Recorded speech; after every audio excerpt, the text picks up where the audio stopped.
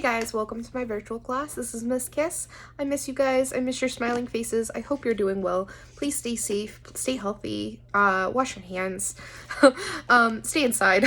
So I'm trying today some distance learning. We're gonna see how this works. I don't know if I'm gonna upload it to YouTube. I don't know how I'm gonna get this to you, but I'm gonna get this to you. I want to talk to you today about my friend, Charles Darwin. Charles Darwin. That wasn't planned, I promise. I'm not redoing that. I'm sorry. Charles Darwin. Charles Darwin, he was an English biologist that popularized the theory of evolution by proposing a mechanism for evolution. Now, let me throw out some definitions real quick. So, the definition of mechanism is a natural or established process by which something takes place or is brought about. So, basically what that means is how evolution happens, a mechanism for evolution happening. So evolution, the definition for evolution, an overall change of a population's gene pool over time through processes such as mutation and natural selection. And lastly, I want to tell you the definition for natural selection. It's a process that explains how organisms with traits and genetic characteristics that are beneficial to survive in their environment are passed down to future generations, while those less adapted dwindle in population. So in just a moment, I'm going to switch gears and we're going to talk about a species of moth called the peppered moth. So I'm going to switch to that video now. After that video, I'm going to give you some instructions on what the main chunk of work you're going to be doing this week is. I'm going to lead you through it. We're doing a web quest. Information to come. All right, have fun, guys. Hey guys, so you might have remembered me introducing this species of moth from the beginning of the first semester. So there is a species of moth in Europe called the peppered moth. And they typically look like this. This is the standard for the species. Now, excuse my my crude drawings. I'm trying my best here, but that's what a peppered moth typically looks like. Now, there's another form of a peppered moth due to mutations in its genetics, and this is typically called a melanic peppered moth because of the extra melanin in its wings. So that is a melanic peppered moth, but they're the same species. So as I put these moths on the tree here, you might notice that one sticks out a bit more than the others. And the one that sticks out more than the others is obviously the melanic, or the darker of the moths. And that's because the trees that these moths typically land on are covered in lichen, and it causes the trees to be really light in color. So this is what a bird might see. Well, this is a representation of what a bird might see when it's looking for a snack. So try not to laugh. Here we go. Here's our bird. It's looking for a snack. Which one do you think would stand out the most to the bird? If you thought this one, you're absolutely correct. So obviously the melanic, or the darker one, sticks out more, right? It's on a light colored tree. It's a dark colored moth. It sticks out. So I'm going to go ahead and eat this dude right here. Yeah. Okay. So the reason why there aren't as many melanic moths or darker moths is because of that reason that I just showed you. Because darker ones are easier to spot to birds, and birds can eat them easier.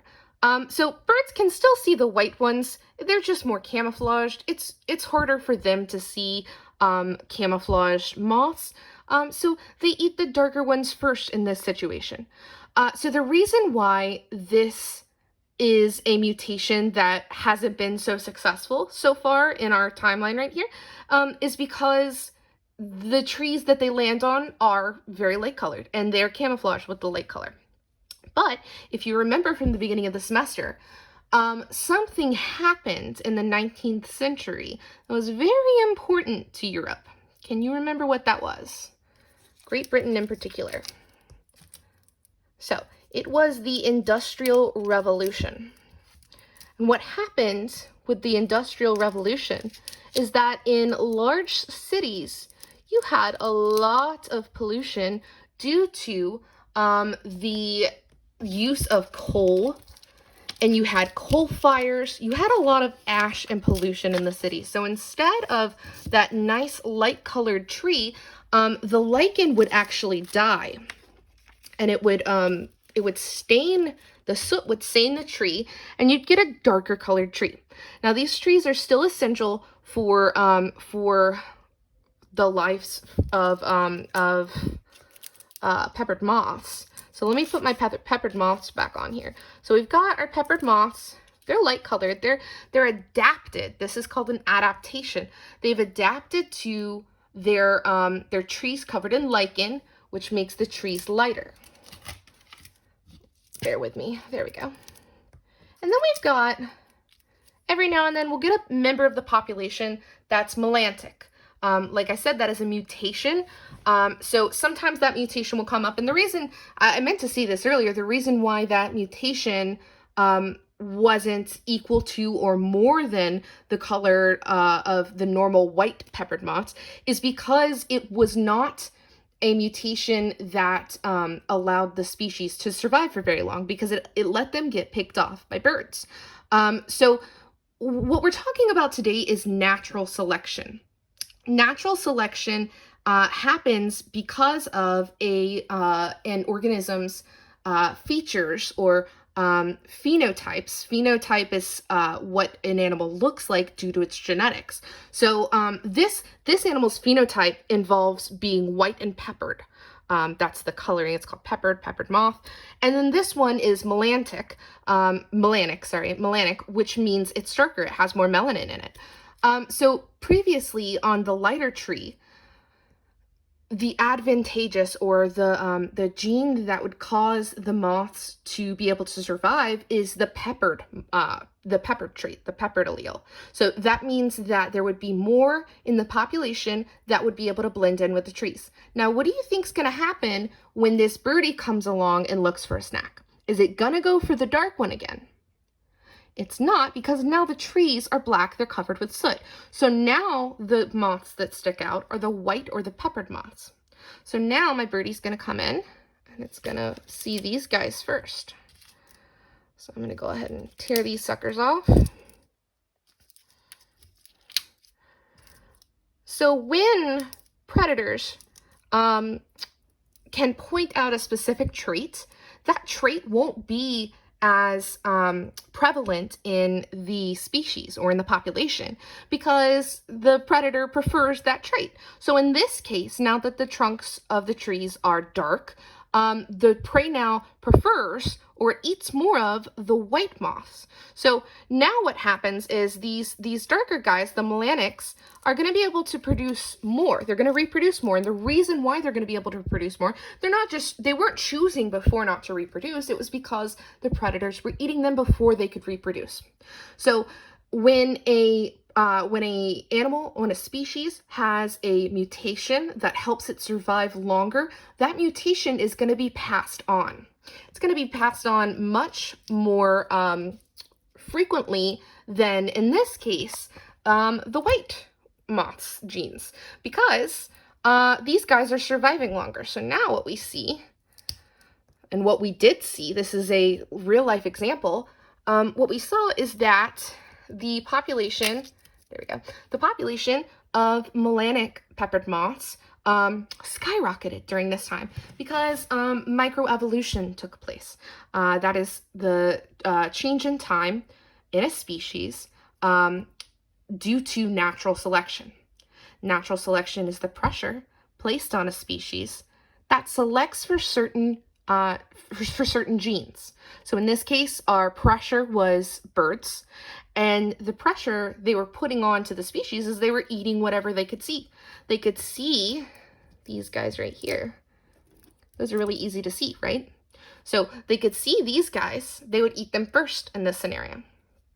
Now what's happened is as the Industrial Revolution went on, fast forward into the 20th century, there are more regulations, there aren't as many coal fires. So what happens is the trees go back to normal for the most part.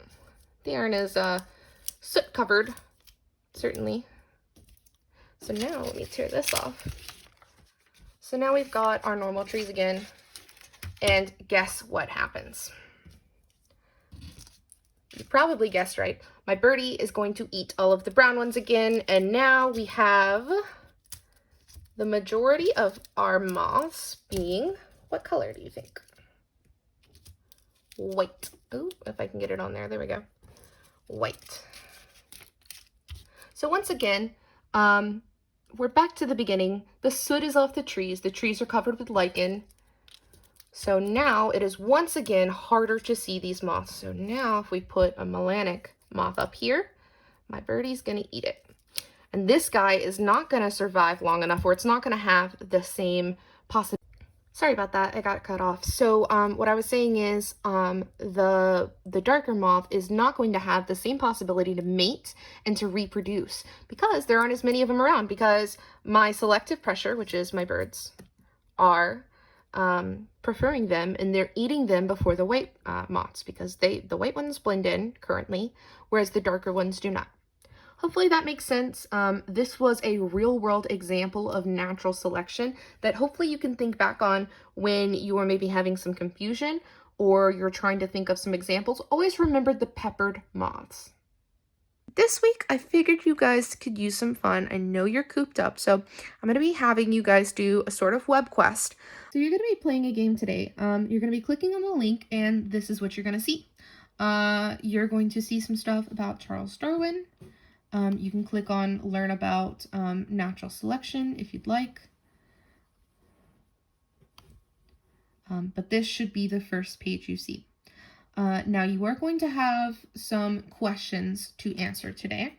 And for those questions, you can play around with this, please. You'll find the answer to all of your questions on this webpage. Play around with it. Like I said, you're gonna need to define these words. I will have that in writing also in case you forget. You're gonna need these words, all right? You're gonna need to know these words. But you can read about Darwin's bio. You can quiz yourself. You can read about natural selection. This will all help you in answering the questions I have for you. Now, here comes the fun part, which you will have some questions about also, but I want you guys to have fun. This has a survival game built in called Who Wants to Live a Million Years? Now, this is very tricky, so try your best. You're going to be using this. Make sure to read the instructions, please. I'm just zooming through it really quickly. But you're going to be using this to make your own species, and you're going to see how long you can live. All right, so let me just go ahead and quickly choose a few things.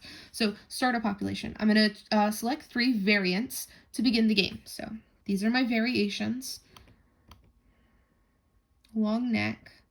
Let's have a red head, and then let's see, really fuzzy. Okay, so proceed. And it'll run a simulation. It'll tell you some stuff that happens. It will, you gotta follow the writing down there. I'm just gonna go through it really quickly. So anyways, hopefully you can figure it out. There's some hints right here. This will talk you through the pros and cons of each trait. So being bulky helps one stay warm, but the con is if it's in a hot environment, the animal can overheat. So if you have any questions, feel free to, the easiest way to get a hold of me is to message me on Remind, but feel free to message me in any way you need to. I'm here to help you. All right, bye guys, stay safe, please.